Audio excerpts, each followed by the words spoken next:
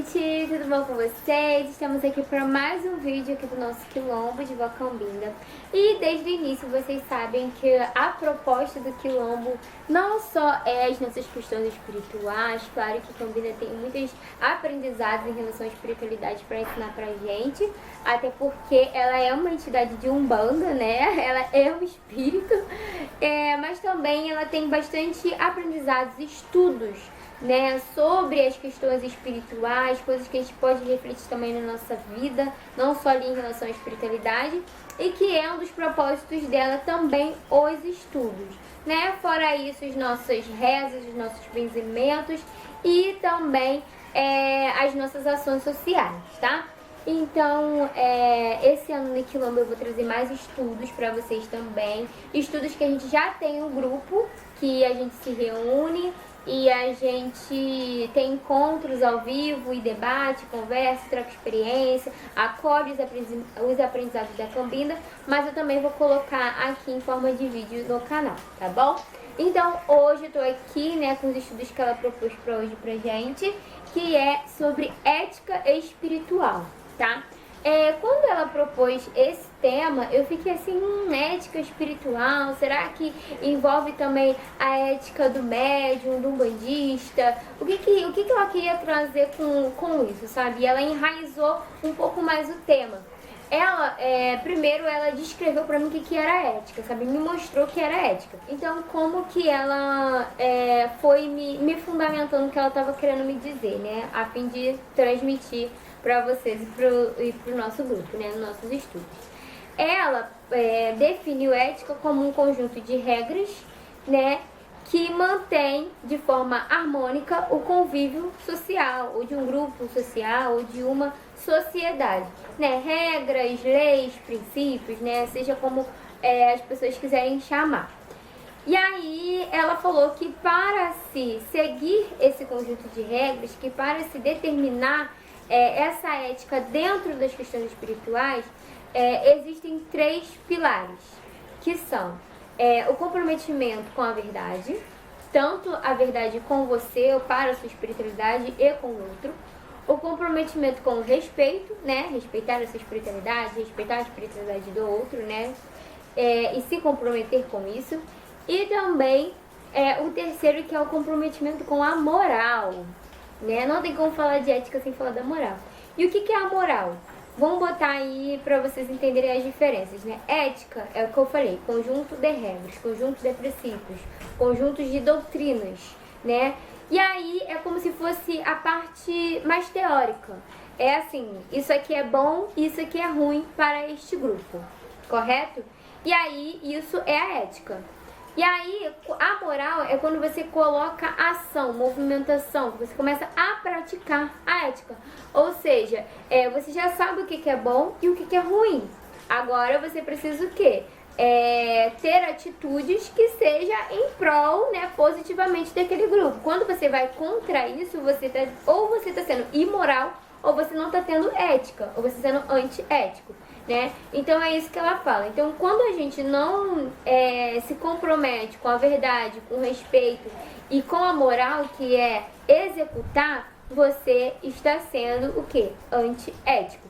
E agora vamos ver como que isso engloba ali, né, na nossa ética espiritual. Quando ela fala de comprometimento com a verdade, não é só no quesito assim, eu tenho que ser verdadeiro com o guia, eu tenho que ser verdadeiro com a minha espiritualidade, eu tenho que ser verdadeiro.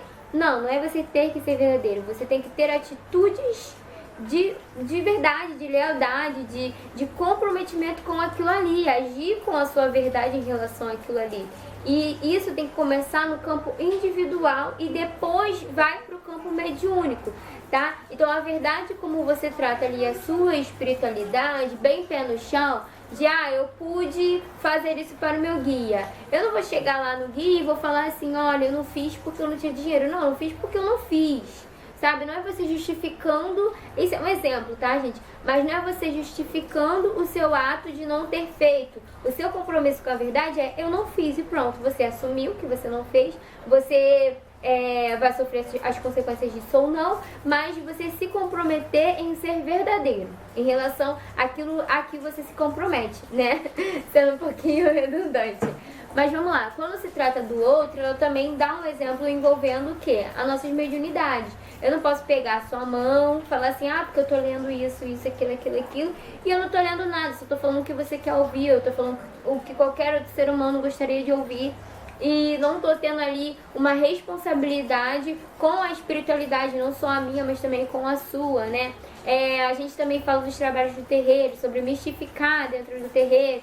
E isso não é compromisso com a verdade. Você sabe que você precisa ser verdadeiro ali. Mesmo que você esteja consciente, você precisa se abster. Você não pode fazer uso daquilo para poder manipular aquela incorporação. E a gente sabe tudo isso, né?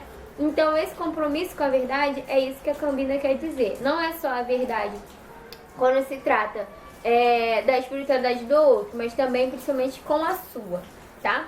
Agora vamos lá. O comprometimento com o respeito engloba também um pouco desse da verdade. Porque a partir do momento que você não é verdadeiro, que você tenta manipular as situações para justificar os seus erros, você também não está sendo respeitoso. Você está ali subestimando aquela espiritualidade, né? A sua ou do outro. Então, o respeito, principalmente, é você se despir de certas questões mundanas para estar em contato com o seu sagrado de forma respeitosa. É você se dirigir ao seu sagrado, à sua espiritualidade de forma respeitosa. Você não vai fazer uma oração pessoal, você vai falar assim, porra, me dá um negócio aí, me dá um Não, você não vai falar palavreados, você não vai falar de forma desrespeitosa, você não vai se vestir de forma desrespeitosa, você não vai estar sujo, assim, de corpo sujo, de alma suja, de aura suja, para poder estar em contato com o seu sagrado. Então, tudo isso faz parte do respeito também. E é claro que engloba o respeito com o outro, né? Respeitar a espiritualidade do outro, não ficar julgando, não ficar debochando, não tratando de forma mesmo desrespeitosa ou diminuindo e etc, tá? Ela fala principalmente que isso faz parte dos padrões éticos. E agora o compromisso com a moral, né? Vamos sendo um pouco mais específico, é a gente saber tudo que é bom e tudo que é ruim para a nossa espiritualidade e a gente executar o quê? De forma positiva, óbvio. Ninguém quer ser imoral com a sua própria espiritualidade e muito menos com a do outro.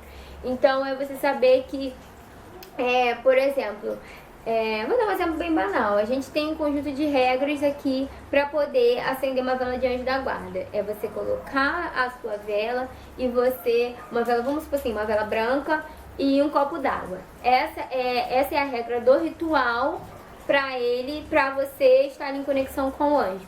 Aí eu vou lá da minha cabeça e eu falo assim, eu vou colocar uma vela preta de coração e vou botar uma Skol Beats do lado, pro anjo da guarda. Não é a regra não, a regra não é essa não, tá? Mas eu vou fazer porque eu quero, porque é isso que eu tenho aqui. Eu acho que isso vai ser bom. Então você tá sendo o quê? Imoral, você tá indo contra a regra, né? Então, ou seja, você não está tendo comprometimento com aquilo, né? Com o que aquele ritual, com as leis que aquele ritual pede. É claro que isso é um exemplo, tá, gente? Foi assim, bem banal. Mas para vocês entenderem aonde se enquadra a ética, que é você saber que é de tal jeito, e mesmo sabendo que aquilo ali é ruim, que aquilo ali não vai ser bem executado, que aquilo ali não vai ser legal, você vai lá e faz daquele mesmo jeito. Agora vamos ver aqui uma coisa que ela descreveu, que eu achei muito importante, alguns exemplos, né? Por exemplo, quando se trata principalmente dos terreiros, das casas de axés, do templo, sei lá, da roça, e que às vezes não são praticados muito essa ética espiritual. Por quê? Primeiro que ela tem que começar de forma individual para poder depois ir pro coletivo, né? Então não adianta você não ter esse comprometimento ali no seu íntimo, esses comprometimentos ali no seu íntimo e querer expandir para a sua casa de axé. Por exemplo, eu vou ser só lá. Não, isso tem que ser no seu dia a dia. Não vai... as coisas não vão ser fluídicas se você achar que é só lá na roça que você vai ter que ser daquele jeito. Não, você tem que ser isso no seu dia a dia. Por quê? Ela faz com que isso fosse importante, essa ética espiritual fosse importante para você saber qual é o lugar que você ocupa ali dentro daquela comunidade e daquela família espiritual. Por quê? Vamos lá. A ética espiritual, ela não fala sobre comprometimento com respeito, comprometimento com verdade e comprometimento com a moral. Então, ela faz com que você amadureça espiritualmente, né? Que a gente já falando de espiritualidade. Que você amadureça espiritualmente quando se trata da sua própria espiritualidade. E se você está ali em processo de amadurecimento interno, isso vai refletir o quê? No seu meio. Então, vamos botar ali dentro de uma família espiritual, dentro da comunidade, ela fala que se existe um conjunto de regras para o conjunto, para a comunidade em si, que cada um exerce uma função. Por quê? Porque cada um ocupa um espaço. Ali é uma família, ali é um núcleo, ali é um grupo. E onde há um grupo tem pessoas e cada pessoa tem o seu espaço. Então, se as pessoas não tiverem comprometimento em exercer funções e assumir os seus papéis dentro daquele grupo, você está indo contra uma ética espiritual. Correto?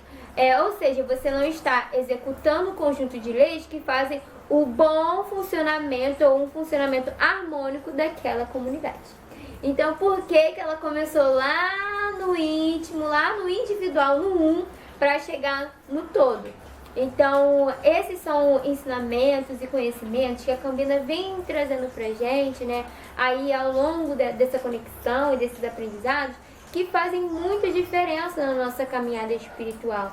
Porque quando a gente entende que mesmo a gente sendo uma unidade dentro daquele grupo, mas que a gente ocupa um espaço e assume funções dentro daquela comunidade, a gente consegue perceber o quanto o trabalho coletivo, ele depende da unidade. E quanto é importante para a unidade você estar ali envolvido com o coletivo, tá? Foi basicamente isso que ela trouxe aqui pra gente hoje no estudo. É bom a gente refletir sobre essas questões da nossa ética espiritual, porque se você não for para você individualmente, não se comprometer individualmente com você, com a sua espiritualidade, você vai estar sempre perdido no grupo, porque você não vai saber qual lugar que você ocupa ali. Qual é a sua função? Vamos botar assim dentro de um terreiro, né, em si, já que a gente está falando de espiritualidade. Tem aquela pessoa que ela sempre limpa, tem aquela pessoa que limpa os assentamentos, ou tem aquela pessoa que limpa o chão mesmo, que lava o banheiro, que lava a louça, tem aquela pessoa que fica responsável pelo gongá, pela casinha de Exu, por verificar se a firmeza tá feita da porta, né, da porteira. Tem várias funções do terreiro que a gente sabe que existem. Mas se você não souber o que você faz ali, o que você ocupa, a unidade que você é naquele grupo, né, você vai estar sempre perdido. Você não vai crescer junto com aquela comunidade. Você vai estar sempre sendo um ser individual dentro do monte de pessoas que estão ali unidos e em função, em prol, né, da harmonia daquele grupo social, né? Então, gente, é isso. Se você não reconhecer isso de forma individual, é como se a comunidade estivesse falando pra gente que você vai estar sempre estagnado. Ou que você vai estar se dedicando espiritualmente, mas que a sua maturidade, ela vai ser muito aos poucos, vai ser muito devagarzinho. Algo que você pode ir crescendo de forma fluídica, vai estar sempre, se estagnando, um pouquinho e pá, um pouquinho e pá. O que eu tô querendo dizer pra você? Eu coloco ali uma oferenda pro orixá, eu cozinho pro orixá, eu vou lá e faço um negocinho, porque a espiritualidade, ela é subjetiva, ela é individual, tá? Mas e o meu trabalho aqui na minha comunidade? Então você vai estar ali agradando sim o teu santinho, colocando, na verdade, alimentando o seu santo, né? Mas e o seu crescimento? E o seu amadurecimento? E a sua... Ai, gente, um beija-flor veio na minha direção. Eu achei que ele ia pousar em mim. Enfim, e o seu crescimento ali em prol daquela comunidade? O seu amadurecimento espiritual não está sendo executado, não está sendo evoluído. Você vai se sentir perdido em relação àquele grupo. Porque você está ali o quê? De forma individual, sendo um no grupo, né? Então, é isso, pessoal. Espero que vocês tenham entendido. Espero que eu não tenha me estendido muito.